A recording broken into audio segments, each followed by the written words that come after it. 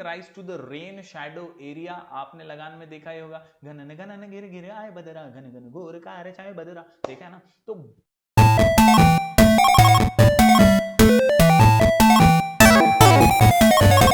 Hello everyone, मैं हूं जयेश राजगोर और स्वागत है आप सभी का इस नए इंटरेस्टिंग यूट्यूब वीडियो में। दोस्तों, हम पढ़ रहे हैं क्लास 10th महाराष्ट्र बोर्ड का ज्योग्राफी और ये है चैप्टर नंबर 3 का फिजियोग्राफी एंड ड्रेनेज का लेक्चर नंबर 2। जी हां दोस्तों, अभी तक हमने इंडिया की फिजियोग्राफी के बारे में जाना, हिट 6 नाम के कीवर्ड शॉर्ट कोड के साथ, और हमने जाना कि कैसे हिमालयाज, द कोस्टल रीजन या आइलैंड ग्रुप जैसे अलग अलग फिजियोग्राफिक डिविजन्स हमारे देश को संजो के रखते हैं। आज दोस्तों इसी चैप्टर में आगे बात करेंगे हम ब्राजील के फिजियोग्राफी के बारे में। तो दोस्तों, अगर आप इस चैनल पर नए हैं तो जरूर से सब्सक्राइब कीजिए, बेल आइकन दबाइए, क्योंकि यहां आपको लगातार ऐसे ही इंफॉर्मेटिव वीडियोस मिलते रहेंगे। तो दोस्तों, जैसा कि आप जानते हैं, पिछले लेक्चर में we discussed about the physiography and physiographic divisions of India. जैसा कि आप देख रहे हैं, Himalayas, north Indian plains, peninsula, coastal plains और आइलैंड्स ग्रुप को हमने डिटेल में पिछले वीडियो में जाना। अगर आपने पिछला वीडियो नहीं देखा तो आप जरूर आई बटन पे क्लिक कीजिए, वहां से आपको वीडियो मिल जाएगा। You can also check out the playlist of our channel,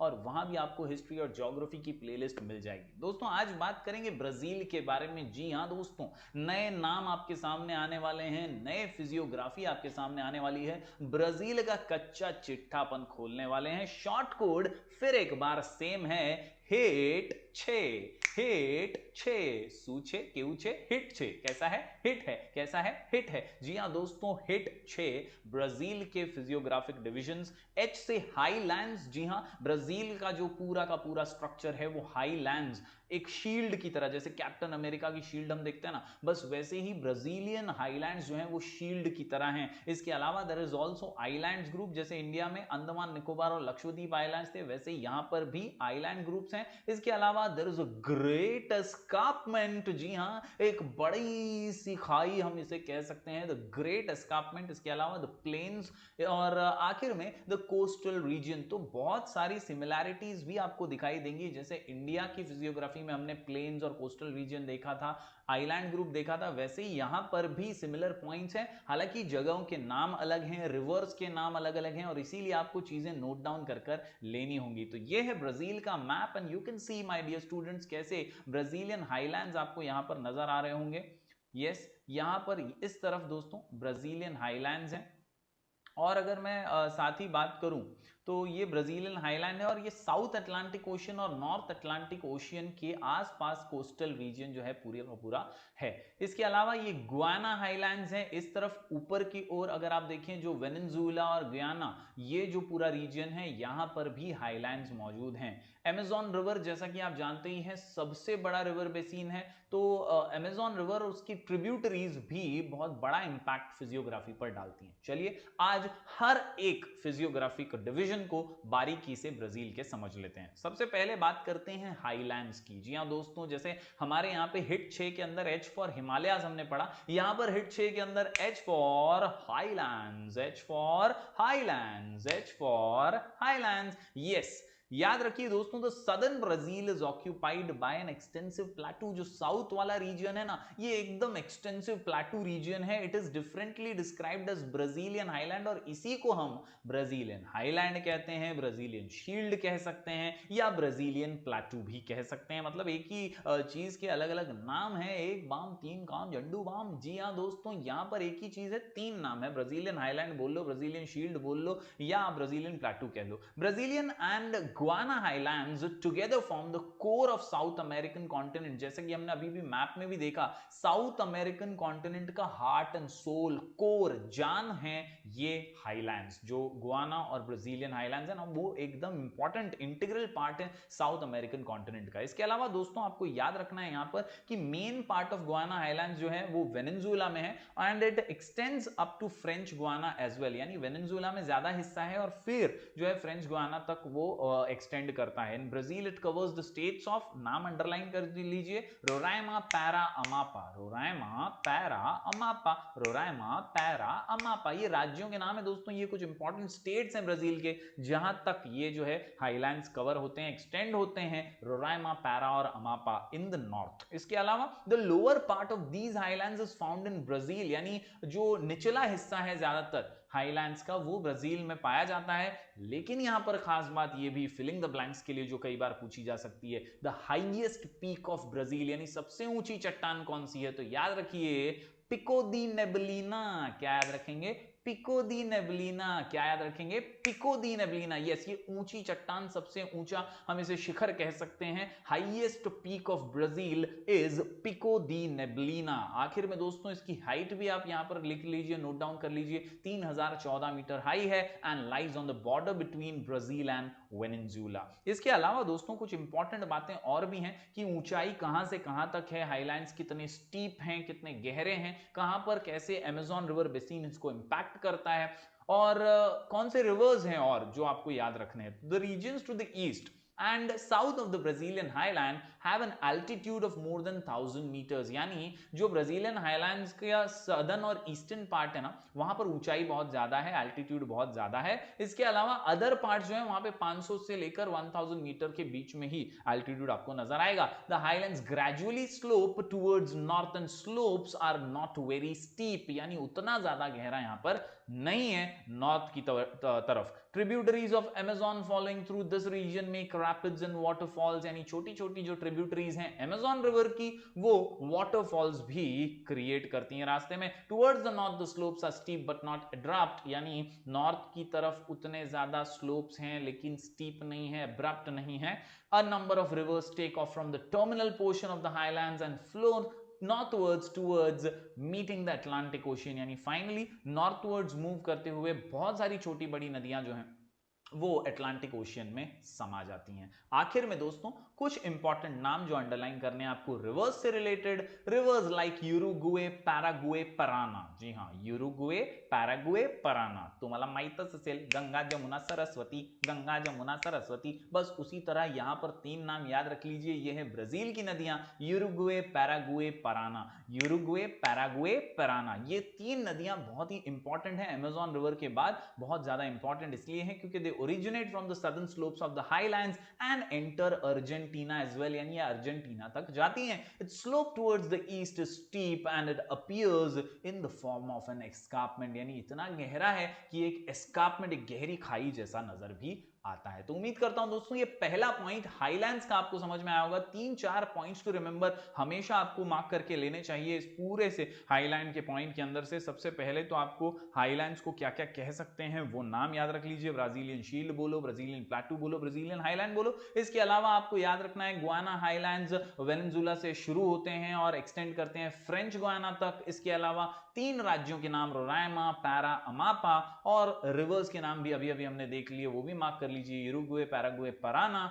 आखिर में हाइट्स और एल्टीट्यूड की अगर बात करें तो वो भी आप मार्क कर सकते हैं कि ईस्ट से साउथ तक 1000 मीटर तक की हाइट है, और जैसे जैसे एक्सटेंड करते हैं नॉर्दर्न एंड की तरफ तो वहां पर 500 से 1000 मीटर की हाइट है। तो इस प्रकार दोस्तों ये कुछ इंपॉर्टेंट फीचर्स हैं फिजियोग्राफिक डिवीजन हाईलैंड्स के बारे में। चलिए बढ़ते हैं आगे और देख लेते हैं दूसरे फिजियोग्राफिक डिविजन्स ऑफ ब्राजील। हमारा short code 8-6, H for Highland, I for Island, H for Highland, I for Island, H for Highland, I for Island। तो चलिए बढ़ते हैं आइलैंड्स की ओर। तो दोस्तों जब बात आती है आइलैंड्स ग्रुप की तो याद रखिए कि बिसाइड्स द मेन लैंड, यानी जहां पर एग्जैक्टली देश का पूरा हिस्सा है, उस मेन लैंड के अलावा कुछ आइलैंड्स भी ब्राजील में इंक्लूड किए गए हैं। They can be classified into coastal islands and marine islands. 2 प्रकार से इन्हें बाइफरकेट किया गया है। एक वो जो कोस्ट पर है, जो कोस्ट के नजदीकी हैं, वो है कोस्टल आइलैंड्स, और दूसरे हैं marine islands. Most of the coastal islands have formed due to deposition. जी हां, रिवर्स के डिपोजिशन से ही ज्यादातर कोस्टल आइलैंड्स बनते हैं हर जगह पर, और यहां पर भी केस वैसा ही है। ब्राजील में भी ज्यादातर डिपोजिशनल वर्क रिवर्स का जो है, रिवर्स जो डिपोजिशन वर्क करती हैं उनके जरिए ही बने हुए ये कोस्टल आइलैंड्स हैं। खास बात करें अगर मरीन आइलैंड्स की, तो marine islands were a part of the mainland, यानी कई सदियों पहले की अगर बात करें और ब्राजील का इतिहास खंगाल कर देखें तो मेनलैंड का ही ये हिस्सा हुआ करते थे, मगर they are more than 300 kilometre away from the mainland in the Atlantic Ocean. कई बार ऐसा होता है कि ओशियन जो है वो पूरी तरह से उस लैंड को कवर कर लेता है और माउंटेन्स जो है सबमर्ज हो जाते हैं, पानी के तले दब जाते हैं, और इसी इसीलिए यहाँ पर ये मेनलैंड से दूर आइलैंड्स बन जाते हैं। These islands are mostly rocky and they are the top of submerged mountains, यानी माउंटेन्स की चोटियों की तरह ये हैं। The islands near the coast of the South Atlantic Ocean are coral islands and they are called atolls, यानी basically ये भी छोटे आइलैंड्स हैं, उतने बड़े अटोल आइलैंड्स हैं, उतने ज्यादा ऊंचे या लंबे हम नहीं कह सकते कि इनको ये हैं। यहां पर अटोल आइलैंड्स ज्यादातर देखे जाते हैं। Once again I repeat my dear students, दो प्रकार यहां पर आपको नजर आएंगे, कोस्टल आइलैंड जो कोस्ट के करीब हैं, और मरीन आइलैंड जो सबमर्ज्ड माउंटेन्स का हिस्सा है, कहीं ना कहीं हमारे मेनलैंड से 300 किलोमीटर हम इसे दूर कह सकते हैं, और अटलांटिक ओशियन के अंदर इसे हम कह सकते हैं। और ये आइलैंड ग्रुप जो है ब्राजील का बहुत ही मुख्य है, जहां मरीन आइलैंड्स में इनकी हम पूरी सबमर्ज्ड तरीके से इनकी हम पहचान कर सकते हैं। The islands near the coast of the South Atlantic oceans, जो दूसरी एक साउथ अटलांटिक ओशियन के साइड के आइलैंड्स हैं वो कोरल आइलैंड्स हैं, यानी छोटे हैं, अटॉल आइलैंड्स इन्हें हम कहते हैं, और ज्यादा बड़े आइलैंड्स यहाँ पर नहीं है। तो बढ़ते हैं दोस्तों अगले हमारे फिजियोग्राफिक डिवीजन की ओर, और ये है द ग्रेट एस्कार्पमेंट। जी हाँ दोस्तों, हालांकि उतना ज्यादा लैंड या उतना ज्यादा एरिया कवर नहीं करता है ये ग्रेट एस्कार्पमेंट, मगर इसका इंपैक्ट क्लाइमेट के ऊपर बहुत ज्यादा है, और इसीलिए इसे द ग्रेट एस्कार्पमेंट कहा जाता है। Though it occupies a very small area, the nature of its slope and the effect it has on the climate makes it a separate physiographic region. जी हाँ दोस्तों, क्योंकि ये क्लाइमेट पे असर डालता है ना, इसीलिए इसको एक सेपरेट फिजियोग्राफिक रीजन माना जाता है। Geographically the eastern side of highland is demarcated because of the escarpment, यानी एक अलग थलग, डीमार्केटेड अलग हो चुका है पूरा का पूरा eastern side of the highland. इसके अलावा in this region the altitude of the escarpment is 790 metres, तो 790 मीटर्स का यहां पर एल्टीट्यूड है इस ईस्टर्न वाले साइड पर। In some regions the height also decreases, कुछ हिस्सों में डिक्रीज भी होती है हाइट ग्रेजुअली, लेकिन the escarpment is very steep, particularly from Sao Paulo to Porto Alegre, यानी ये जो दो जगहें हैं इस तरफ जो हमारा ग्रेट एस्कार्पमेंट है ना, वो बहुत ज्यादा स्टीप है, बहुत ज्यादा गहरा है, बहुत ही बड़ा है, और इसीलिए इसे ग्रेट एस्कार्पमेंट कहते हैं। खास बात यहां पर ये नोट डाउन करनी है आपको ब्रैकेट्स में डालकर कि इसका क्लाइमेट पे बहुत बड़ा असर है। कैसे, चलिए वो देख लेते हैं। क्योंकि ये बहुत स्टीप है, इसकी वजह से जो विंड्स आती है ना दोस्तों, जो हवाएं आती है बादल लेकर के, वो एस्कार्पमेंट रोक डालता है, रोक देता है उन्हें। Yes, the escarpment acts as a barrier to the south east trade winds, जो साउथ ईस्ट से ट्रेड विंड्स आ रही हैं, जो बरसात या क्लाइमेट में एक चेंज लाने वाली हैं, उनको रोकने का काम ये ग्रेट एस्कार्पमेंट कर देता है। Yes, giving rise to the rain shadow area, आपने लगान में देखा ही होगा, घनन घनन गिर गिर आए बदरा, घन घन घोर कार छाए बदरा, देखा है ना। तो बादल आई गए कह रहे हैं, लेकिन बरसात हुई नहीं, बादल आई भी गए और चले भी गए। बस वैसा ही कुछ रीजन यहां पर बन जाता है। ये जो ग्रेट एस्कार्पमेंट है, इसके बैरियर की तरह एक्ट करने की वजह से, रुकावट डालने की वजह से, जो ट्रेड विंड्स हैं वो आती तो हैं लेकिन फिर से लौट जाती हैं, और यहां पर रेन शैडो एरिया बन जाता है। In the north eastern part of the highlands, this region to the north of this area is called as the drought quadrilateral, यानी यहां पर बरसात होगी ऐसा लगता तो है मगर होती नहीं है, तो ये सूखा पड़ा हुआ है। तो उम्मीद करता हूं दोस्तों एक और फिजियोग्राफिक डिवीजन आपको समझ में आ गया होगा, द ग्रेट एस्कार्पमेंट। बढ़ते हैं दोस्तों आगे। अगला जो ग्रुप है वो हमने देखा, ये है अगला ग्रुप हमारा द प्लेन्स। और जैसा कि आप जानते हैं ब्राजील का मैप तो काफी बड़ा है, लेकिन रहने सहने की जगह जो है वो बहुत ज्यादा कम है। प्लेन एरिया, जो प्लेन रीजन होता है, ये सिर्फ दो इंपॉर्टेंट और मेजर एरियाज हैं यहां पर, अमेज़न बेसिन नॉर्थ साइड पे and Paraguay Parana source region south west का। बस ये दो मुख्य जगहों पर ही प्लेन्स पाए जाते हैं, एक अमेज़न बेसिन है और दूसरा पैराग्वे पैराना है। इसमें अगर हम दोनों का बाइफर्केशन देखें तो सबसे पहले अमेज़न की बात करें तो Amazon plains lying between the two highlands from the largest plain land of Brazil, यानी ये लार्जेस्ट है, सबसे बड़ा प्लेन रीजन है। Amazon plains lying in the northern parts of Brazil generally slope eastwards, east की तरफ झुकाव है। The Amazon basin is quite wide in the west as well, about 1300 kilometres, यानी वेस्ट की तरफ चौड़ाई बहुत है, लेकिन जैसे जैसे ईस्ट की तरफ आते हैं नैरो हो जाते हैं. Yes, its width is minimum where the Guyana highlands and Brazilian highland come closer. 240 kilometre की विड्थ रह जाती है, यानी 1300 से लेकर आप देखिए कितना सिकुड़ता जा रहा है ये अमेज़न बेसिन जैसे जैसे ये हाईलैंड्स की तरफ पहुंचता है. As the river approaches the Atlantic Ocean the width of the plains increases. जैसे जैसे अटलांटिक ओशियन की ओर बढ़ते हैं फिर से वापस इसकी विड्थ बढ़ जाती है. The width of the plain increases. These are mostly forested areas, लेकिन ये जंगल के इलाके हैं और इसीलिए इनएक्सेसिबल है. यहां पर पहुंचना सभी के लिए नामुमकिन सा है ड्यू टू फ्रीक्वेंट फ्लडिंग, बाढ़ आती रहती है. डेंस अंडरग्रोथ है यहां पर, मतलब बहुत ज्यादा जंगल वाला इलाका है, यहां पर पहुंचना मुश्किल है. Most of the Amazon plains are covered by tropical rain forest, यानी यहां पर ट्रॉपिकल रेन फॉरेस्ट है और जंगल वाला पूरा मामला है, तो यहां पर इनएक्सेसिबिलिटी बहुत ज्यादा देखी जाती है. बढ़ते हैं दोस्तों दूसरे पार्ट ऑफ प्लेन्स की तरफ. तो ये तो हमने अमेज़न बेसिन देखा. पैराग्वे पैराना की अगर बात करें दोस्तों, तो the other plains in Brazil are located in the south western part of the highlands, यानी ये पैराग्वे पैराना वाला जो रीजन है साउथ वेस्टर्न है. They form the source region of Paraguay Parana rivers. The source region of Paraguay slopes towards the south while the source region of Parana slopes towards the south west. मतलब एक नदी जो है वो south तक slope करती है और दूसरी साउथ वेस्ट की ओर. Pantanal is one of the largest wetlands, यानी ये वेटलैंड है पंतनल नाम का, अंडरलाइन कर लीजिएगा फिलिंग द ब्लैंक्स के लिए. It lies towards the south west part. कहां पर लाई करता है? साउथ वेस्ट पार्ट, यानी किसके यहां पे? तो दोस्तों पैराना का जो स्लोप है ना, वहां पर ये पंतनल ज्यादातर फॉर्म हो जाता है, वेटलैंड फॉर्म हो जाता है.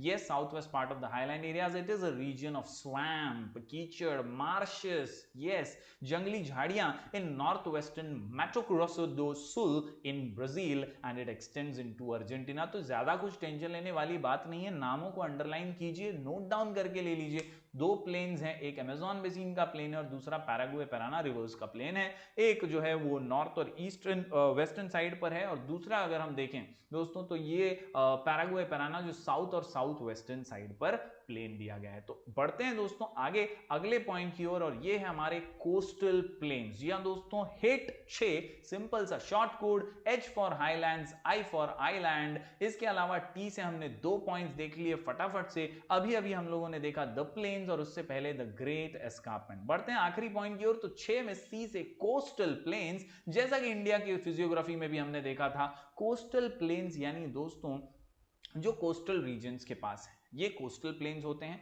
अब इंडिया की कोस्ट लाइन अगर आपको याद हो तो 7,500 किलोमीटर की थी. यहां अगर ब्राजील की बात करें तो Brazilian coast line is of about 7,400 kilometre. One में divided into 2 parts, namely northern eastern coast. एक नॉर्दर्न कोस्ट है, एक ईस्टर्न कोस्ट है, जैसा अपने यहाँ अरेबियन सी और बे ऑफ बंगाल वाला था. यहां पर दोस्तों आप देख सकते हैं कि अटलांटिक ओशियन के आसपास ही ये जो है कोस्टल प्लेन्स पाए जाते हैं. Yes, the northern coast extends from Amapa province in the north to Rio Grande do Norte in the east. यानी जो पहला वाला नॉर्दर्न कोस्ट है ये अमापा से लेकर रियो ग्रांडे डो नॉर्टे तक एक्सटेंड करता है. From there the eastern coast extends towards the south और यहां से साउथ की ओर बढ़ जाता है. अगर बात करें नॉर्दर्न कोस्ट की डिटेल में तो इसकी फीचर्स बहुत ही खास हैं. यहां पर बहुत सारे रिवर्स हैं इंक्लूडिंग अमेज़न, बहुत बड़े बड़े रिवर्स, और अमेज़न तो सबसे बड़ी नदी है, वो भी इस नॉर्दर्न कोस्ट पर ही फ्लो करती है. Therefore this region is a low lying region. On this coast